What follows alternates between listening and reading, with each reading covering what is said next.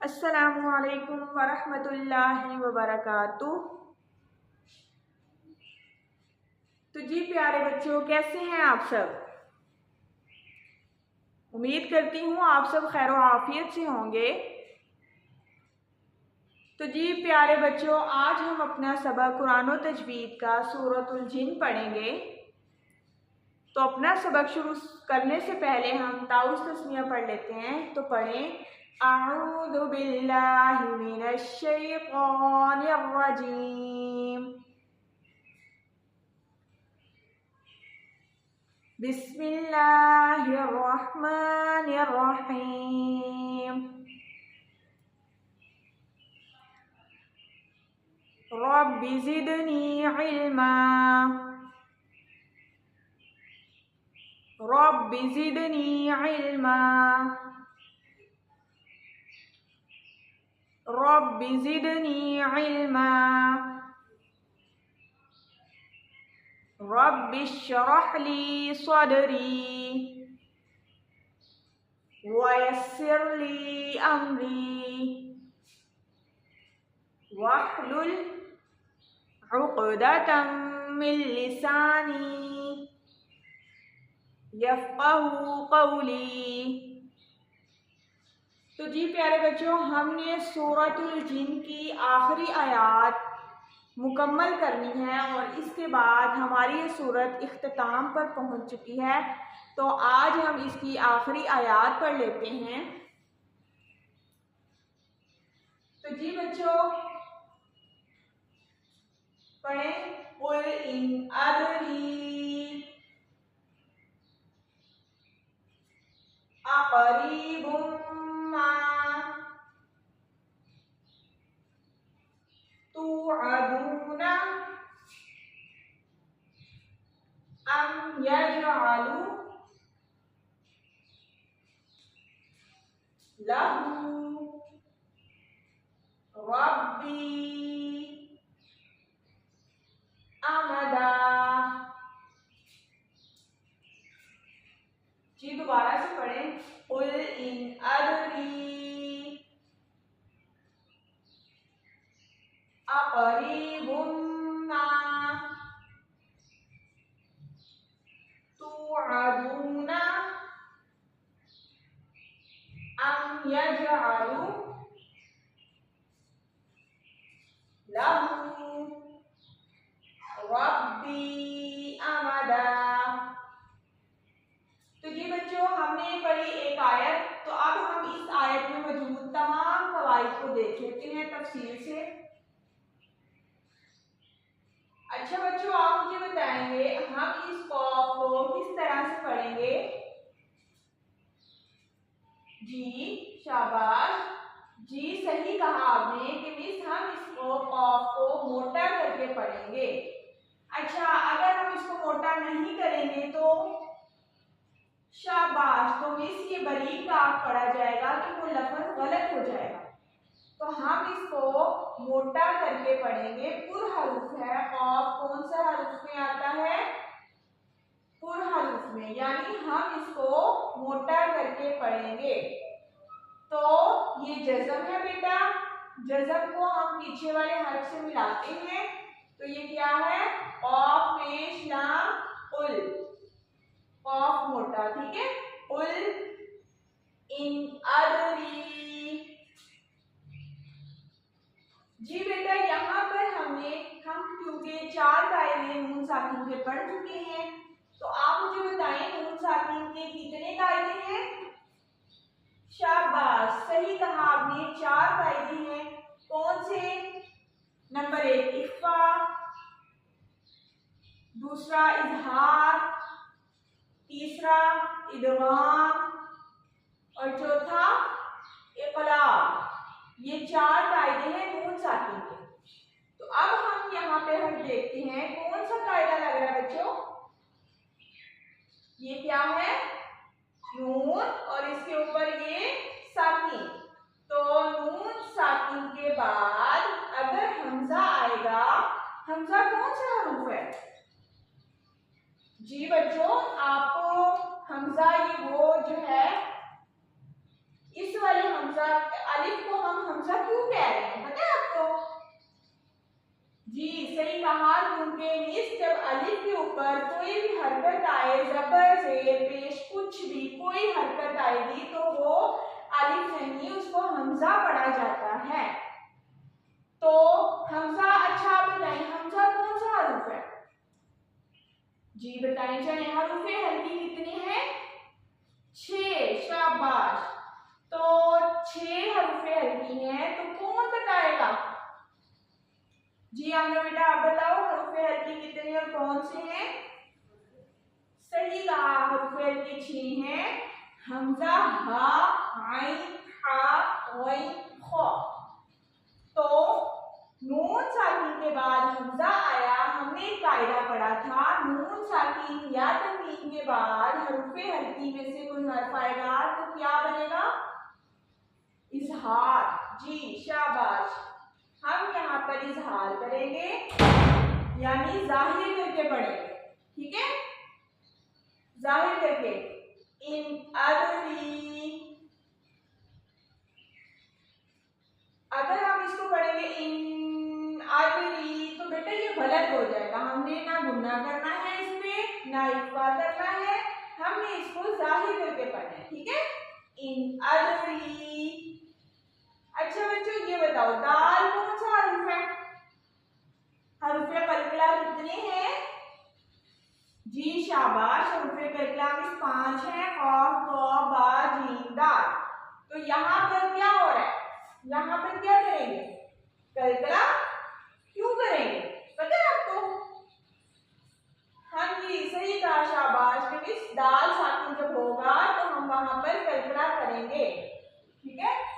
अदरी यानी आवाज को हिलाकर पढ़ेंगे दाल पे कलकला, और ये या साकिन से पहले जेर आएगी तो क्या होगा? हरुफे मद्दा में से कौन सा है ये?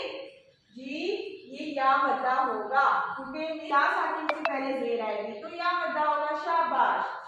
और इसके ऊपर एक छोटी सी मद है, इसलिए हम इसको कितना लंबा करेंगे? 3 से 4 अलिफ के बराबर। शाबाश। तो हम इसको दोबारा से पढ़ते हैं। उल इन अदरी, आगे पढ़े अकरीबुन मा। अच्छा हमने यहाँ पर गुन्ना किया, गुन्ना यानी हमने नाक में से आवाज निकाली, ठीक है? एक तो सही कहा बच्चे, क्योंकि मीन्स यहाँ पर मीम मुशद्दद है तो हम हमेशा गुन्ना करेंगे। तो बच्चे यहाँ पर एक कायदा है नून साकिन का। तो ये देखो ये क्या है? बा के ऊपर 2 जबर 2 जेर 2 पेश को क्या कहते हैं? तन्वीन। तो तन्वीन के बाद कौन सा हरफ है? मीम। तो मीम कौन से हरूफ में आता है? हरूफे यरमलून में। तो इसका कायदा क्या बनता है कि नून साकिन या तन्वीन के बाद हरूफे यरमलून आएगा तो बेटा क्या करेंगे? शाबाश, सही कहा आपने कि इस इदगाम करेंगे। अच्छा तो इदगाम तो 2 तरह का होता है, इदगाम है ना? तो आप बताएं यहाँ पर हम कौन सा वाला इदगाम करेंगे? जी सही कहा मिस, हम यहाँ पर गुन्ना वाला इदगाम करेंगे। चलो आप बताओ फिर गुन्ना क्या होता है? गुन्ना होता है नाक में से आवाज निकाल के पढ़ना। तो यहाँ पर हम पढ़ेंगे अकरीबुन मा, ठीक है? अब यहाँ इनमें से बेटा कौन सा वाला है? या मद्दा है। बताएंगे आप कौन सा है, कहाँ पे या मद्दा हो रहा है? यानी या मद्दा है और उसको हम एक अलिफ के बराबर लंबा करेंगे। जी शाबाश। यहाँ पे या साकिन से पहले किसी भी हर्फ के नीचे जेर आएगी वो या मद्दा होता है। अच्छा तो मेरे प्यारे बच्चों आप मुझे ये बताएं जबर जेर पेश को क्या कहते हैं? हरकात कहते हैं। शाबाश। अच्छा ये बताएं क्या हम हरकात को लंबा करेंगे? करेंगे?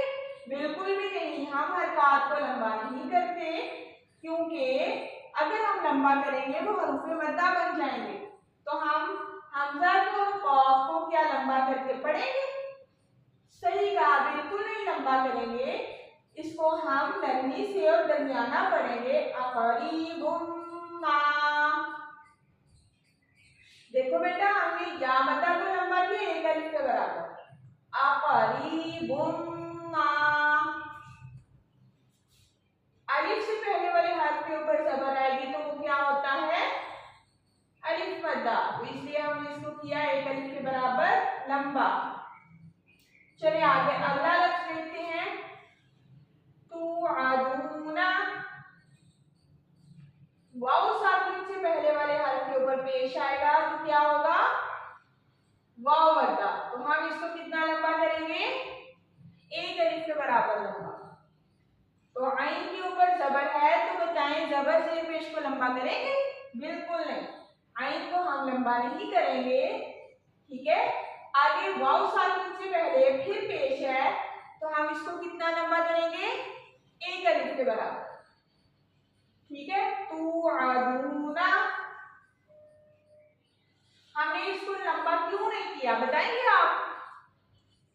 जी दानिश आप बताओ, हमने इसको क्यों नहीं लंबा किया? क्योंकि इस नून के ऊपर जबर है और हम जबर जेर पेश को लंबा नहीं करते। ठीक है, यजअलू। अब जीम साकिन है तो जब जीम साकिन होगा तो हम क्या करेंगे? कौन बताएगा? हाँ जी शाबाश। जब जीम साकिन होगा तो वहां पर हम कलकला करेंगे क्योंकि जीम हर्फ कलकला का हर्फ है। लहू। अच्छा बच्चों, ये इसको क्या कहते हैं? हम उल्टा पेश। और इसको हम कितना लंबा करेंगे? एक अलिफ के बराबर। रब्बी अमदा। हमने रब्बी को इसलिए लंबा किया क्योंकि इसके ऊपर एक छोटी मद है और एक ये या साकिन से पहले जेर यानी या मद्दा है। तो छोटी मद को हम करेंगे 3 से 4 अलिफ के बराबर लंबा और हमजा के ऊपर जबर, मीम के ऊपर जबर, इनको हम लंबा नहीं करेंगे। अगर हम यहाँ पर वक्त नहीं करेंगे तो ये बनता है आमादन। लेकिन यहाँ पर क्योंकि आयत मुकम्मल हो गई तो जब आयत मुकम्मल होती है हम वक्त करते हैं। तो जब किसी भी कलमे के आखिर में 2 जबर आए और हम वक्त करेंगे तो वो एक जबर पड़ी जाएगी। ठीक है, आमादन, आगे वक्त आमादा। ठीक है, दोबारा से याद कर लेते हैं। कुल इन अदरी अक़रीबुम्मा तुअदूना अम यजअलू लहू रब्बी अमदा। अगली आयत करते हैं। आलिमुल गैबी फला युज़हिरु अला गैबिही अहदा। दोबारा से पढ़ेंगे, हल्के हल्की है, हलक से अदा करेंगे, आइन की आवाज निकालेंगे आप। आलिमुल गैबी। अच्छा बच्चों, यहाँ पर बताओ या साकिन से पहले वाले किसी भी हर्फ के ऊपर जब जबर आएगा तो हम क्या करेंगे? पता है किसी को? जी शाबाश, सही कहा। या साकिन से पहले वाले हर्फ के ऊपर जबर आएगा तो वो हर्फ लीन है यानी या लीन होगा। तो हर्फ लीन को हम क्या लंबा करके पढ़ेंगे? बिल्कुल नहीं, हर्फ लीन को हम नरमी से पढ़ते हैं। आलिमुल गैबी। आइन को हमने लंबा किया क्योंकि ये खड़ी हरकत है और इसको हम एक अलिफ के बराबर लंबा करते हैं। और ये जेर और पेश हम इसको लंबा करेंगे? नहीं, क्योंकि ये हरकत है, हमने हरकत को लंबा नहीं करना। गैबी फला युज़हिरु। ये ज़ौ बताएं कौन सा हरूफ है? हम इसको बारीक करके पढ़ेंगे? नहीं, तो फिर कैसे पढ़ेंगे? ज़ौ मोटा हरूफ है, पुर हरूफ है, यहाँ पर हम इसको मोटा करके पढ़ेंगे और इसको किस तरह से पढ़ा जाएगा? नरमी से, जैसे ताकियत आएगी है वैसे ही ज़ौ पढ़ा जाएगा। युज़हिरु अला गैबिही। फिर से या साकिन से पहले वाले हर्फ के ऊपर ज़बर आया, तो ये क्या या मद्दा है या लीन होगा? शाबाश मिस, ये या लीन है और इसके नीचे खड़ी है का जो छोटी मद है, हम इसको भी लंबा करेंगे। अला गैबिही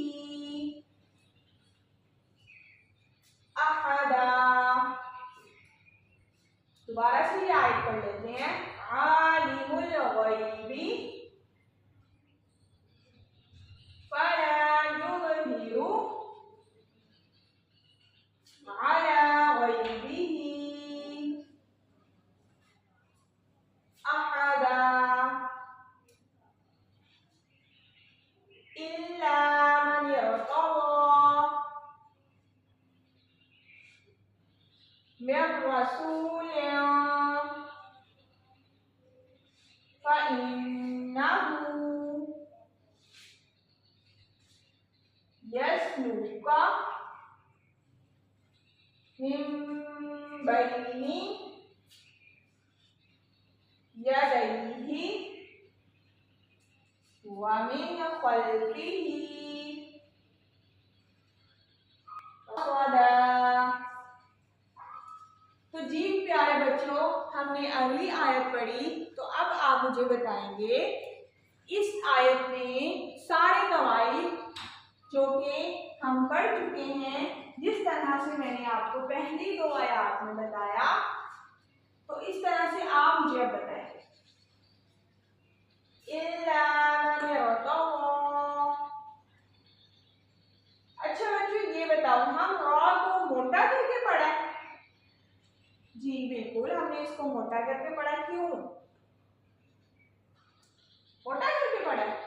बिल्कुल नहीं बेटा, हमने इसको रॉ को मोटा नहीं पढ़ना, लेकिन आपको अब कहेंगे कि सामने तो बताया था रॉ को हम मोटा करके भी पढ़ेंगे।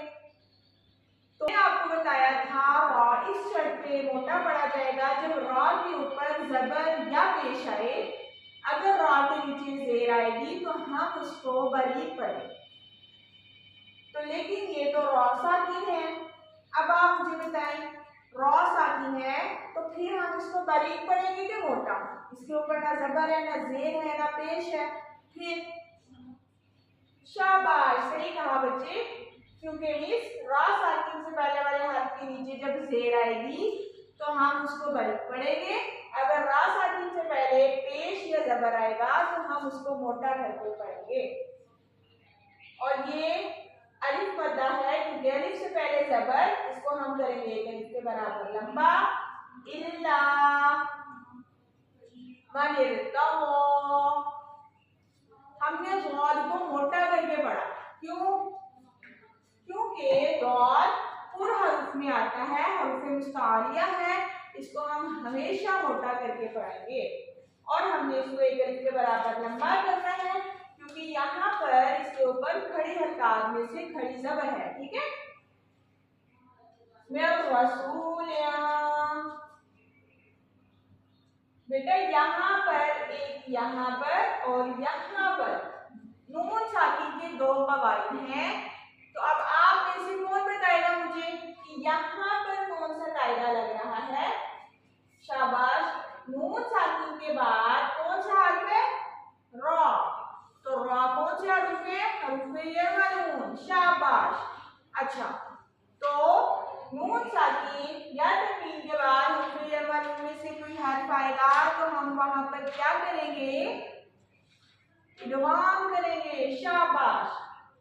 अच्छा, इदगाम, यहाँ पर इदगाम गुन्ना वाला होगा या बगैर गुन्ना के? शाबाश, सही कहा कि क्योंकि नून साकिन तनवीन के बाद जब रॉ आएगा तो हम वहां पर गुन्ना नहीं करेंगे। अब हम पढ़ के देखते हैं गुन्ना हो रहा है, यानी नाक में से आवाज निकल रही है। यहाँ पर गुन्ना नहीं किया तो इसका मतलब है यहाँ पर इदगाम बगैर गुन्ना किए।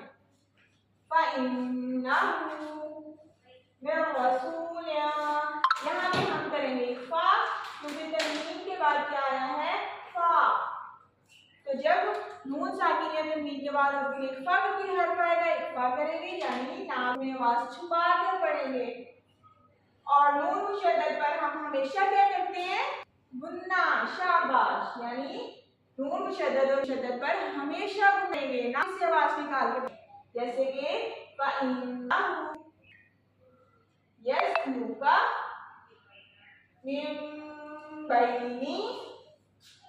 अब देखो नून साकिन के बाद बा आया तो हम क्या करेंगे, नून की आवाज को मीम से बदल देंगे। तो वो कौन सा कायदा है, शाबाश, इकलाब बा। यहाँ पर हम गुन्ना करेंगे इख्फा वाला, मिन बैनी यदैहि व मिन खल्फिही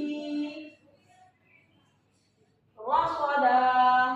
अब देखो रा के ऊपर जबर आया, हमने इसको मोटा करके पढ़ा, और स्वाद मोटा हरूफ यानी हरूफे मुस्तालिया है तो इसको हम मोटा करके। तो जी प्यारे बच्चों, हमने सूरतुल जिन की आखिरी आयत को पढ़ा और आखिरी अब हमारी ये सूरत इख्तिताम पर पहुंचती है। तो अब आप इसको अच्छे से मश्क करिएगा, हर हरूफ की, हर कायदे की। अपना बहुत सारा ख्याल रखिएगा। अल्लाह हाफिज़।